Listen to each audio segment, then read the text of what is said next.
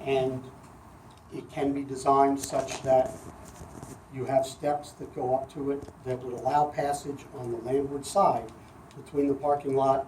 We'd have to look at the relationship of the low stone revetment and see if there's an ability to traverse the beach in that area by providing steps up to the elevation of the fixed pier.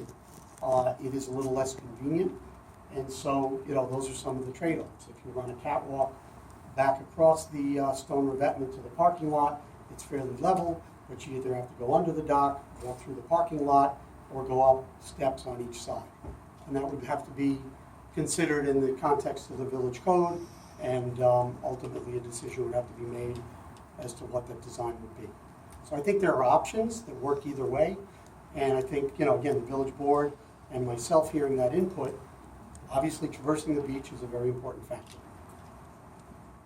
Do you have an estimate of the annual maintenance fees that would be incurred in the size of this community dock and liability insurance that would cost annually? I don't have anything on liability insurance. It's $75. What? That would cover this? Yes, $75. $75? For liability insurance, I don't know what the maintenance is. And maintenance would vary from year to year. It's one of the reasons, I'd say the most vulnerable would be the floats, just because I know they take a lot of wear and tear. Having an extra float is good. You can rotate it. You could have volunteers if that's appropriate. You could, get estimates. It's very difficult to come up with an annual maintenance cost. Any general I think it would be pretty low. Based on removing the floats every year, checking them for condition, making sure that ice doesn't damage the fixed pier. There's the electricity cost, which I think would probably be pretty nominal. What would that be? What would that figure be? The low figure that you're... I don't have exact numbers. I guess it's something we could look into in more detail.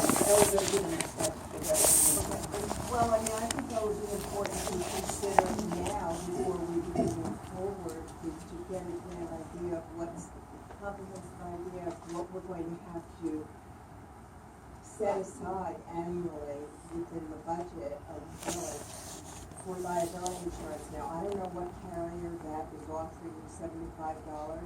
When I checked years ago for liability insurance for one birthday party down at the park, it was $400 or some outrageous amount. It is. I remember I did it too, I know. That's true. The village insurance company, Solera, right? Is that what you're talking about? What insurance? Carrier, the carrier that's going to offer you the $75? The village insurance, is that Solera? Yeah, it's not a policy for the dock. It's the incremental increase that would occur if we added the dock. We already have a significant liability policy, so this is just Additional. The additional amount that they would charge if we added the dock. We're not starting at zero and it goes up $75. We already have a significant policy in place. So it's almost like a rider or a dock. But that doesn't include any damage insurance. For instance, there's a winter storm, so we'd have to insure against that too. We'd have to lose half the dock the first year. No, it does include that. No, it doesn't. No. Just liability. Just liability, okay. And one of the things I can do, it's a good question. I know a number of people that own some of the waterfront structures on the harbor. I can just get some idea of what their maintenance costs are annually over time. It's going to be up and down. Somebody new, or we have about over here?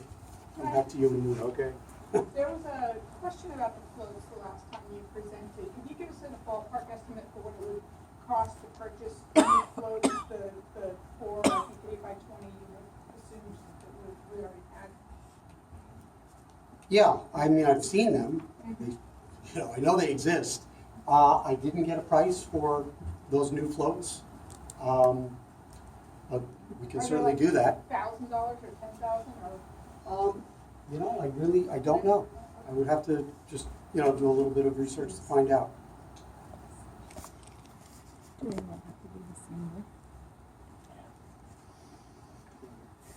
We'll work our way across. Yeah, you spoke of an optional couple of floats for dinghy loading and so on. It's like, could you show us on that diagram, say on the north pier, where you're talking about? Other than the pier? Sure. So again, a little tough to see. This is the fixed pier. It ends right here. This is the ramp out to one float. And that's basically the outermost part, the deepest water. There would be some type of a little, almost like an L or a little extension of the outer part of the fixed pier, and a ramp that would double back to allow for one or two floats in this area subject to tide. So very tough to see. It's a good question. That's what we envision. Great. If your outer float is. Go ahead. If the inshore end of your outer float is at the minimum depth, how are you gonna put? I expect it's actually deeper here. You see another hand? Oh, sorry. Do you want to Well, continue? you still have to maintain that depth underneath the floating dock at the side for all of your floats. Yes, that's correct. Right there. It was mentioned that we already have a liability policy. What's the amount of liability that we have now? It's, Joe Newfield said 10 million, I'm not sure, I think 10 it's in the million? vicinity of that. 10 million? It's a significant number, yes. 10 million. I'm relying on the village clerk. Okay. It's that area, yes. In back? You, yes. Yeah, I was gonna ask about the floats too. I mean, if we were using new floats as opposed to the donated ones, and what are the donated ones made of? I mean, are they styrofoam, are they barrel? Yeah, my recollection is that there's styrofoam and wood, very typical of. And that's Wood, pretty the much- bottom is floats. Is it a styrofoam flotation or is it a? Yeah, they're hard plastic with styrofoam in the middle. Yeah. So that's kind of the same question I have that. Yeah, I also wanted to find out, if there's a way for us to get, a diagram or rendering, something that we can, walk down to the beach and kind of look at, because this is really very hard to see. Up to the village board, they have that information, so I'm sure. I can put the presentation up on the website, you said. Yeah. But this isn't a design of the dock, this is just a con. This is like just, a. yeah. This Right is there. not a dock Concept. design, this is like a location, Yeah, I know. it's I an understand. illustration really, it's not. But just, because we're seeing a lot of just lines and such stuff, so, Yeah. if that was something that, we could actually walk down the beach and. The mayor said it can go on the village website. Great. Back to you? You? Yes. All right, so I believe that docks must back. have a light, and when they're in these navigational things, it must have a light at the end of the dock during dark time hours, so there would have to be a light out there, so that would require electricity, right? Yes. So the cost of putting electricity out there and getting the electricity out there to the end of the dock is not optional, it's actually required because the dock must have light on it because it's in a navigational channel, correct? That is my understanding as well. Okay, and then you mentioned that the floating docks could be just brought up and put into the park. They cannot be left on the beach, they would have to be moved all the way into the park. So that is an important thing I would like the board to address. Is that your intention? Is that you're going to move the 3 or 4 floating, I guess it would be 4 floating docks into California Park, and if so, where would you be moving them? And the cost of that removal and installation, one should be able to get estimates of that from Fort Jefferson. Because Yes. they take their floats in and out, and they actually take their floats out very, unfortunately, early. We had an experiment on one of them, that made us very sad, we lost our experiment. But they take them out very, very early in the season, and so there should be good estimates from them about what the cost of taking the floats out, cost of storage, where they store them, and the cost of putting them back in each year. We should be able to get good estimates of that. They actually store them at Good Six. I would agree. I'm not sure if they're gonna, where they're gonna be stored yet, that's another thing to look Yeah. You actually have that whole corner, I don't know if anybody can picture it, if you look at where the boat ramp is, you have that corner where there's a no parking area, right up in the corner of the parking lot. I'm just saying, you have it, you have a no parking. Right. Kind of thing, but This is just getting input. Okay. Would you like to speak to where you think they could go? Is that what you're saying, Bob? I'm sorry? Or do you have a place that you think that they can be stored? Yeah, I was just thinking, in the corner of the park, you actually have, if you're looking from the boat ramp up to the parking lot towards where the ball fields are, you have a spot to the left-hand corner there, which is basically a no parking zone, and basically we use that so that boats, trucks, or cars that have boats behind them can go up into that spot and basically back down the ramp. So that is a no parking spot there. That could be a location right up in the corner of the parking lot there. I know from years with the town of Smithtown, they utilize their parking lots during the winter time when they pull their ramps out. And they actually, I believe it's at Kings Park Bluff, they also utilize their parking lot there to store their docks for the off-season. Floating docks. Yes. Do you know how many they have? Down at Kings Park Bluff, they have, I believe it's a total of 16 floating docks that they actually store. You can, I believe you can, I believe they do stack them on top of each other. Okay, it depends upon what the actual flotation device is below. But I do believe that they're able to stack 2 or 3 on top of each other where there's no damage done to the docks. But they do utilize their parking lot during the off-season, so that they do not have to travel with these docks to whatever facility. So they basically leave them on site, but in a safe area where it's not going to be impeded by any storms. I can add that each year I usually volunteer to help with Port Jefferson Yacht Club, and there's a guy with a crane that comes down, it's an extension crane, pulls them out, puts them in the parking lot, usually block them up, and then we do put usually two high. Yeah. And you are correct that we can easily get a price for that. So, yes, you had your hand up for a while. Yes.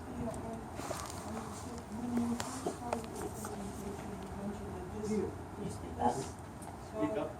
It will be used by the Poquott residents, and it would probably be just the same people who currently use the California Park area to launch small boats and use it now. Has anybody looked into how to enforce that? And, I mean, is there gonna be a yacht club now, or are we gonna have to pay something to these people? How do you know when there's some stranger just pulling up? Because they have to have mooring permits, just like we do now. They have to be allowed to use, yeah. Right? Yeah, I mean, it's okay if the audience helps to answer the question. Didn't mean to, but I mean, I think you have to be a village resident to park at the park. Yes. There is the aspect of requiring a mooring permit from the town of Brookhaven. There's only so many boats that can really fit out there. Look, if it's popular and it helps a couple of other residents get into boating, I don't think that's a bad thing. From what I can tell, the parking lot is not usually completely full. I'm sure there will be some, use considerations going forward, but those were our thoughts, that there may be a few additional people probably can handle that, and a lot of the people that are using the facility now are going to continue. It just makes their lives a little easier. And if, excuse me, but if the people are in, say, Walnut Beach, say, the other beach? Walnut Beach. Is that what it's called? Yeah, they can still pick up passengers there if it makes it easier for them too. They don't have to go to Port Jeff to pick up passengers. They can do it at that dock too if they're part of Poquott. You mean if Right. one was put in at Walnut? No, at Washington, it's for all, Oh, yeah. yeah, so Oh, right. it's beneficial to all. So in the back, you had your hand up before. Do you still have a question? I don't have a question. I saw them pulling up the docks last year. They just took the chains, hooked them up, and they dragged them right across the park. Where was that? Right up the street there. Oh, so you're talking about the town of Brookhaven? What do we do about it? Yeah. Port Jefferson Yacht Club's way on the east side, and as I said, I do it every year. Put them in the parking lot? No, The yacht club puts them on their own grounds. They have the gravel parking lot in the southeast corner of the harbor. This area, I mean, I've seen it, I'm just not as familiar with it. That's the town of Brookhaven. Some in the middle before we get over to you? Okay. Hi. Hi. I guess this is a question for the mayor. How Hold do up. you plan to fund this?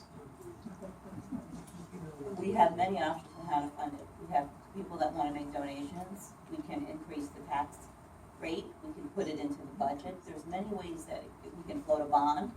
Okay, we're not up to that step yet. This is really just giving people information of where we think it should be placed, how people feel about it, and seeing whether everybody, or not everybody, but if the majority of the residents, not just based on 2 master plans from 62 and 2014, want to continue and go forward, then we'll start looking into all those different options. Thank you. Are we as residents going to be able to vote on whether or not we approve of the community dock, or is this going to be a board decision only? It will end up ultimately being a board decision, but we are sending out a survey to the residents to get another feel if people have changed their minds since 2000.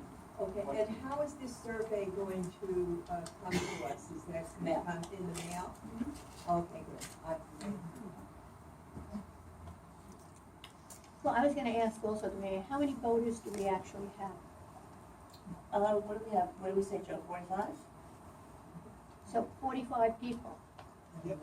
At There might be more, though. bonds, raising You know, taxes, all of this for 40, I don't know. Well, 45 votes doesn't mean 45 people. People. Well, I mean, 45. Right. Family and extended. 45 households now.